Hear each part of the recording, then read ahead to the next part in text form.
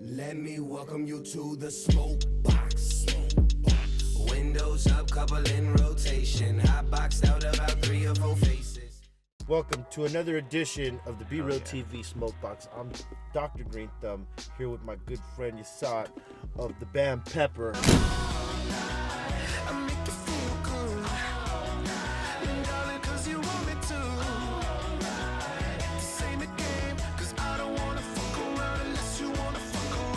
Hello, my friend. How are you, brother? It's great to see you. Great to have you in the box. Absolute pleasure, man. You know, let's just, spark them up right now. Right, I got the tangy here.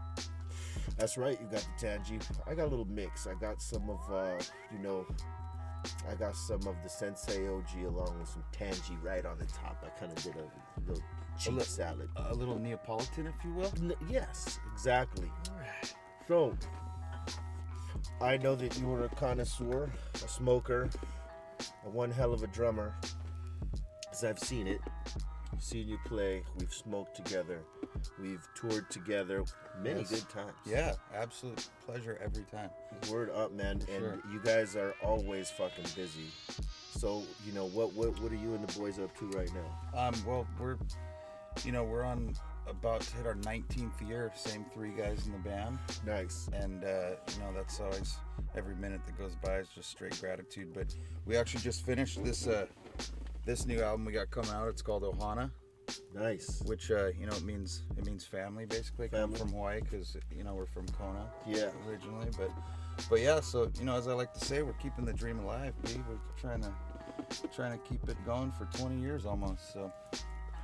And you guys have managed to really keep it going, though. I mean, because you guys stay consistently touring, and people love y'all. Like the reaction, like when I've been to some of the shows, like, I mean, obviously the shows we've played together, right, I saw the reactions from that. But when I went to see you guys play your own shows, I mean, it's just fucking love. Right. You know what I mean? Well, that's all. That's kind of all we know. And like you say, we've been able to keep it alive keep it going for so long. And we moved from a tiny town in Hawaii in the Pacific Ocean called Kona and moved to the mainland. And all we really knew was we need to buy a van and go play shows. Yeah. That's all we knew, because we grew up looking up to all these bands that we saw in surf movies and Pennywise, NoFX, bands like that just, that's all they did was they toured. So yeah, we came over here and that's all we knew. So I think just kind of staying true to that has added to a bit of longevity. I think that's part of it. What was the biggest transition for you when you guys did make the move from Kona to Cali? From Kona to Cali, that's an album. Yeah. Come on, Pepper. All my life. There's a concept, Kona to Cali. What's that? But I don't know. I think the biggest transition was just the whole culture shock of everything. Like we came from a town that had 2 roads. Wow. And basically that's what we called it, the high road and the low road. You know what I mean? Because one was up Malka, up the mountain, and one was down Mackay by the beach, by the coast. And so we came over here and we're landing in this airplane to LAX, and it's straight up like we got the Welcome to the Jungle Guns N' Roses video going on in our head. Like high road, low road, mid road, fucking side road, back country road.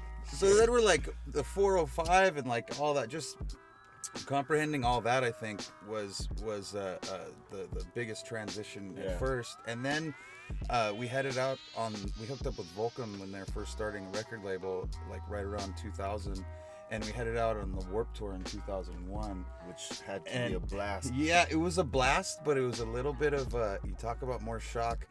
The deal was we had to set up and break down the Volcom stage. That was the deal, because Volcom had their stage on it. Yeah, for us to play it. Wow. So me, Brett, and Clay were like, "Oh, we're all about it." That was the first time our boy Coach, that was our tour manager. Coach. Yeah. Shout out to Coach. Yeah, Coachy. That was the first time we brought him just to cruise and be on the tour with us or whatever. And we got a week into that, and we were like, whoa, this is so heavy, because we had to be at the venues at like 7 a.m, set up the stage, wait all day, play a half an hour, and then all the other bands like, yeah, we're going to the barbecue, see you guys there. We gotta break down this stage. But it was such like a character builder and such like I wouldn't change that experience for anything. And it gave you fucking you can build stages. Yeah, exactly. Added that to the resume, but yeah. So that, I mean, that was all just, I think, the first like chapter of us getting broken in. But I that's guess you could that's say. paying dues right there. I mean, that's like old school paying dues shit right there. I mean, the fact that you guys were willing to break down the stage and you know, just to get those 30 minutes. A lot of people don't do that. A lot of people take the shit that they have for granted, the look they might have for granted, where you guys like totally grinded it out. Totally. And we, like, I mean, don't get me wrong. After that tour, I kind of thought that that's what touring was like. Right. And I was like, oh no, like, hey dudes, I don't know, maybe we're not cut out for that. Like, this is gnarly. Like, Well, yeah, because that was your first one. Yeah. And then bus. Yeah, pre-bus, I don't even think there was air conditioning in the van. Pre-air conditioning. Oh yeah. But then it was, so then actually after that was when we linked up with Slightly Stupid, our brothers. Yeah. And shout out to Stupid. Yeah, Stupid Boys. And then us and them started touring around, just doing, you know, the whole bar/club kind of circuit around the U.S. And then it was like, whoa, oh, this is a cakewalk. This is what it is. Yeah, exactly. And you had fun. Exactly. It wasn't like all the responsibility other than getting to A and B and playing the show. Exactly. And we started learning about things like, you know, Motel 6s. They were like, oh, wait, shit, we can afford this right now. Right. But we can all like share one room. Learning your budget. Yeah. Right? Yeah. Well, and then that's probably the second big transition of first moving from Hawaii, from Kona to Cali. Was learning that, whoa, wait, this is actually turning into a business now. Yeah. And that's, I think, what, you know, I've had a lot of friends that are the most amazing songwriters slash musicians, and but couldn't get the even business right. yeah, and even surfers, like friends that I have growing up that maybe went into the surf game and just couldn't really accept that it was a business, roll with the punches of the business, right? You know what I mean? Swallow Swallow a little pride here and there. Compromise. Yeah, compromise. That's a better way of putting it. So that's you know, definitely was the second. Like, okay, Learning how do we to compromise? Yeah, how do we rein this in, I guess you could say, and not just be the charge. Let's strategize here a little bit. And I think that's attributed to the, you know, to the longevity that you had, that you were able to absorb that and learn from that shit. Because a lot of artists don't, and there's no school. No. To be an artist, there's no unless you go to one of those, music performing arts schools, and even then, it doesn't really teach you the business or any of that stuff. And there's something to be said about traveling and experiencing culture, and maybe it's business too, and it's hands-on learning. And hands-on stuff that you can't learn in school, and a ton that I think we've been fortunate enough to link up with, people that we've looked up to forever, like touring with you guys, touring with 311, touring with all these bands that we've learned so many good things from, and that's what we try to do, is soak up good from wherever we go. And that's why we're releasing this album Mohana on our own record label, Law Records, and we have other bands that we try to do the other things and have them learn from our mistakes too. You know, it's like, I guess that like brotherhood, for sure. that brotherhood of trickle down, I guess you could say. You have to. I think, when you love music and you respect other artists, you pass that down. I think so. A lot of games got passed down to us. You make sure you make your own mistakes. That's what it's about. Of course, it's inevitable. The more you can learn from watching someone else, above you, and see where they won and where they lost, and absorb and recognize that. Recognize that, so that you don't make those mistakes. You're gonna make your own, for 100%. sure. But as long as you're learning and then progressing and evolving, and you guys have definitely done that shit. Yeah, trying. It's a constant work in progress, as you know. So let me ask you this: Who was your favorite drummer when you were a kid? Which drummer made you want to play? It probably started out with because my dad was in like a 80s hair metal band, but he was a guitar player and a singer. So, but it was my uncle, I believe, that showed me all the early like Led Zeppelin and even like Rush, where I can't Neil Peart. Neil Peart. He's a technical genius, but I can't really say he's one of my favorite drummers, even though I can say he probably got me psyched back then. He was a dope drummer in a band that maybe wasn't your flavor. Yeah, and nowadays, like John Bottom, I say the perfect, like, in a perfect world, I think the best drummer ever would be a perfect 50-50 split of John Bottom and Stuart Copeland. Of the Police. Yes. If you could mend the two styles together. Yeah, his style is pretty fucking dope. Well, and he's Very got that sick reggae / punk rock kind of. That's the thing. Yeah. That was the thing about his playing. Yeah. You know, like he found those different pockets. You know, he definitely one of the dopest drummers. I don't think he gets enough credit though. But yeah, he's amazing though. Yeah. And that guy actually nowadays, he does like. Just talk about being an amazing musician. He does like crazy scores for all these like crazy big like National Geographic shows and like all three of them stay active. Yeah, still, absolutely. But yeah, there's more of that recognizing the business side of things, I guess. Word up. When did you know that you had it, that you could play, like that you could actually not just play but go out there and do the gigs and fucking like make those sacrifices, because you know it's sacrifice. Yeah, 100%. To be in a band, for sure. 100%. I mean, it's one of those things that as cliche, I guess, as it may sound, it does. It's a lifestyle. You know, it's a lot more than a job or a career or something. It's definitely a lifestyle. It's a lifestyle. It's a culture for sure. But I guess the moment that I like totally realized that we could do it was probably the moment that we all decided, because it was a decision like that back in Kona. The three of us were still working at restaurants. We were waiters, which we had no complaints. It was an amazing life. We lived in paradise that we grew up in, waited tables, made great tips, surfed all day. But just 1 second, I think it was I had been to California in like 97, right when I graduated, right after we started the band. Came back to Hawaii, talked to the boys about it. Flash forward about a year later in 99-ish. Actually May of 99, the boys, Kaleo called me, said, hey, me and Brett just put her on 2 weeks notice, let's move.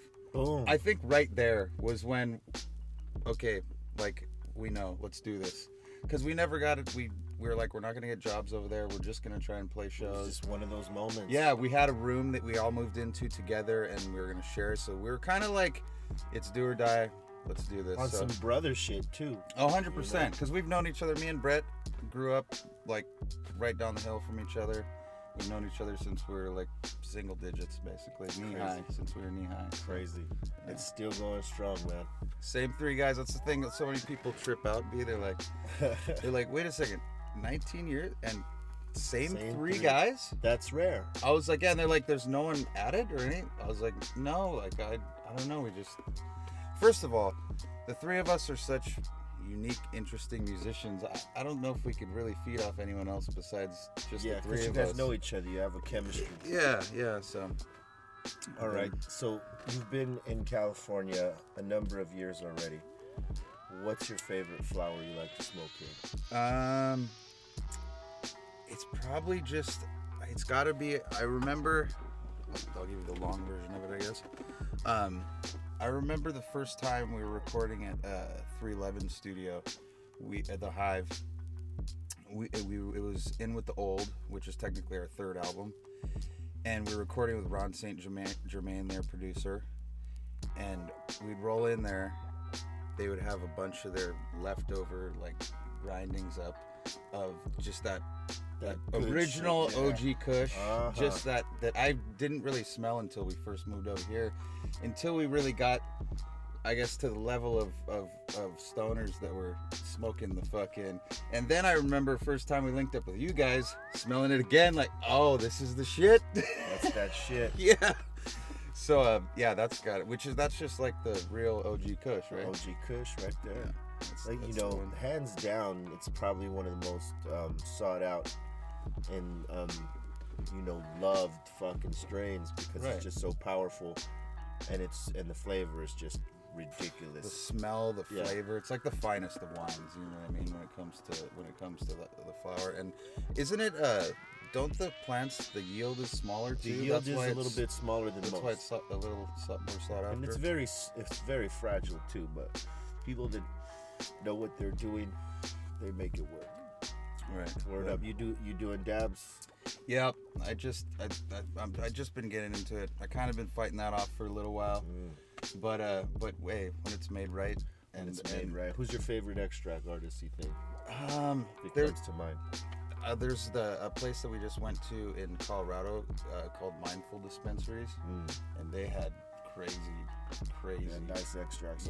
Crazy stuff going on. Just the first time I saw, just like I guess, big business marijuana. You know what I mean? Because it's so legal out there. It's so fucking huge. Yeah, and like to like the room that they did the extracts was this huge room that with all the ovens or whatever it is. You know, I'm like, hey, is it cool if I do a couple like snaps or whatever? They're like, yeah, just don't take the temperatures. Yeah, like, just don't take the temperatures. We don't want nobody to see that. Because is that like the recipe basically? Everybody has their little recipe, you know, and they don't want to give it out. Yeah. Makes sense, man. It's an art. It's an art itself. It's an art, yeah. You don't want to give the people the keys to the, you know, to your particular get down. You know what I mean? So they'll let you see so much. Right. Just not everything. Hey, man, I want to thank you for taking the time to jump in the box. Absolutely, man. It was my pleasure. And thank you so much for having me. The new album. Right Ohana. Ohana. April 29th. And it's on vinyl too. Yeah. Go get it. Where can they get at you at? Go check out our website. It's pepperlive.com, all one word. pepperlive.com. And all the socials are at pepperlive, the Instagrams, the Twitters, Snapchat, all that. So yeah, check it out. We'll be all over the place because we got the new album coming out. Hopefully we'll be doing some shows. Hell again yeah, soon. we got to do something, man. Yeah. Hell yeah. Absolutely. This has been another Smokebox. Subscribe to the channel. Leave a comment. Fuck with Pepper Live. You know they do get live. I've seen it. You can go get smoked out and listen to some fucking great music. So you know what I'm saying? Fuck with my boys. And thank you for watching. And check out the Dr. Green Thumb show Monday through Friday on BREAL.TV. Not BREAL.com. BREAL.TV. Peace the fuck out. Let me welcome you to the Smokebox. Windows up, couple in rotation. Hot boxed out about 3 or 4 faces.